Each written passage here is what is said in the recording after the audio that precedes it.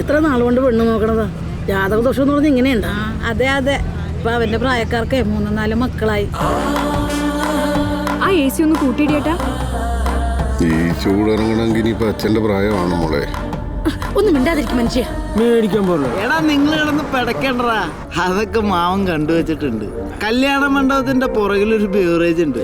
ഞാൻ ആദ്യം ചെന്നപ്പോ അന്വേഷിച്ചത് അതാ. എന്നാ ഷട്ടർ പൊക്കുന്നത് നോക്കി പെണ്ണുവീട്ടുകാർ റെഡി ആയിരിക്കും അവിടെ. അതെ, ഇന്നലെ ബ്രോക്കറോട് വിളിച്ച് ക്യൂ നിൽക്കാൻ പറ. ബ്രോക്കർ ഒന്നും ഇല്ലടാ, അത് കമ്പ്യൂട്ടറിൽ നിന്ന് വന്ന മന്ത്രിമാണിയാ. Mama മന്ത്രിമാണിയല്ല, matrimony. ഏതോ മാണി. എടി ഫുഡ് കഴിച്ച പാടിന് ഇപ്പൊ പോർണട്ടോ. ആ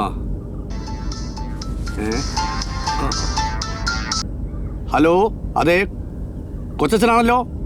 എന്താണ്? പെണ്ണൊളിച്ചോടിന്നോ? നന്നായി.